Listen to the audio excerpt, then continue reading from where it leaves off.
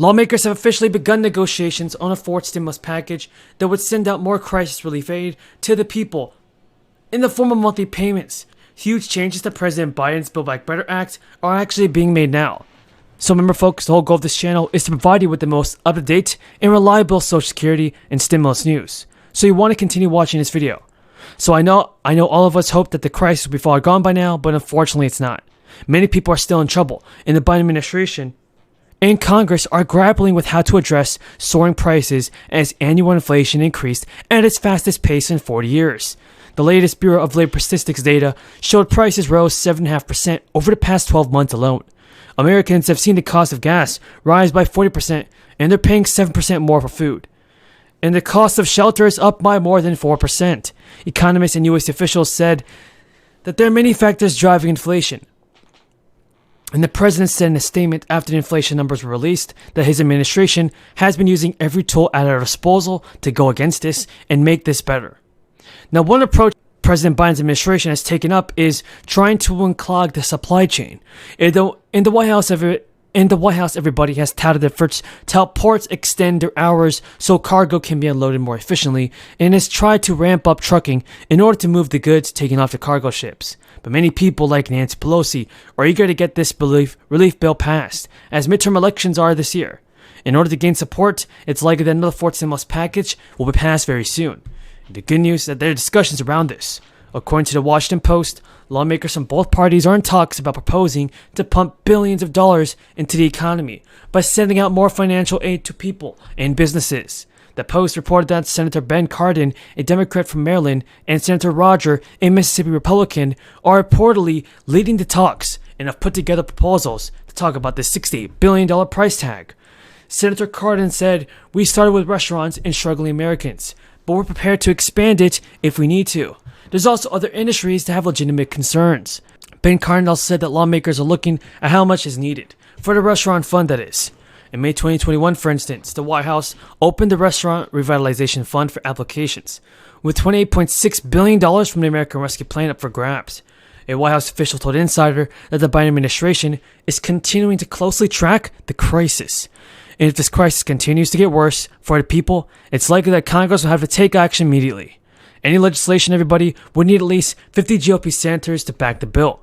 It needs to clear the Senate and reach President Biden's desk, finally.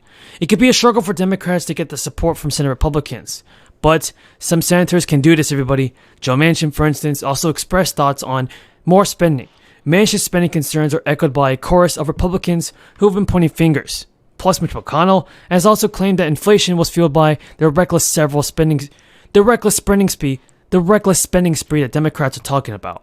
So far, I just think that President Biden has to do better on this, and more stimulus payments should be approved sooner than later. Senator Cardin was here earlier. He's now joining us, I think, by WebEx.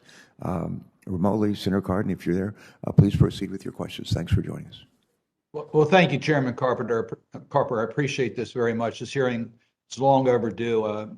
The history of the renewable fuel standards is something that needs to be understood, and we need to update this. So I very much appreciate your leadership on this issue. There's many competing priorities. We have energy security issues. We have the environment and our concerns for climate change. We have the cost issues that we've just talked about.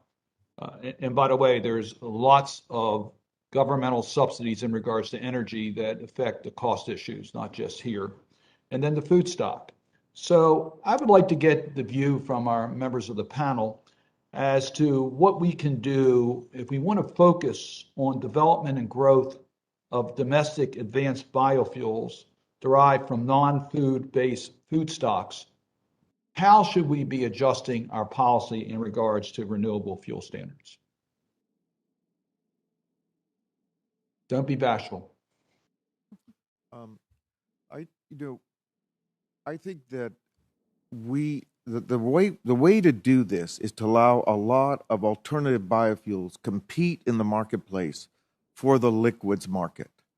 And for those fuels which have a lot of promise and which we think there are substantial long-term public benefits, we should have a good research and development program, even some support for probably deployment. But in the end, we should allow a large opportunity for consumer choice and for competition to take place between manufacturers or processors of fuels to deploy these into the marketplace. I will go ahead and I will follow on those themes of choice and competition, two themes that we wholeheartedly support.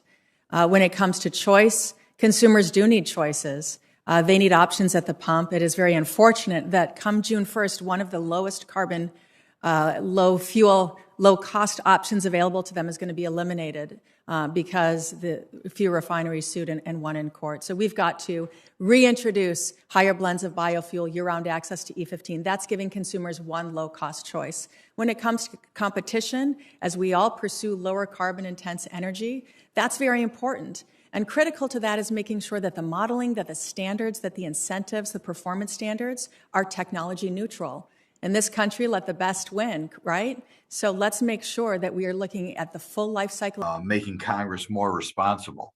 And I'm just going to point out, I've been here for 7 years. I can imagine saying making Congress less irresponsible. But to say we're building off the responsibility of Congress is not something I have noticed so far. Now, we still have, Mick Mulvaney's still there. Hey, Mick, glad to see you again. I got a question for you. It seems to me that one of the results of excessive spending is inflation. And I'm not even sure all members of the Federal Reserve get that right now. But is that true? And do you believe the current, I guess I'd call it cruel tax because Congress never votes on it. It's really a regressive tax. It hurts the little guy the most. But do you believe the current penalty on the average American, housing costs, fuel costs, food costs, is caused by excessive federal spending? Yeah, Glenn, you and I are old enough, as are a couple of people on this committee, not nearly as many as I'd like, but because I don't want to feel like I'm the elder statesman here. Remember what inflation is. Inflation is too much money chasing too few goods. And right now, because a lot of the policies you've got in Washington, D.C., y'all are pumping money into the system. Now, granted, a lot of that was necessary because of COVID. I'm not trying to criticize everything that happens, but you have had the end result of what you've done is to dump a whole bunch of money in the system. At the same time, because of COVID, but also because of some of the policies, re-regulating the economy, for example, it's been harder and harder to get goods to market. So more money chasing fewer goods equals inflation. And it is the worst kind of tax. It absolutely is. You don't vote on it, but it does impact the folks that my Democrat friends say they care the most about, the folks at the bottom end of the economic scale. It affects them more than anybody else and negatively. I own assets. Okay. Many people on this call own assets. Our assets are going up in value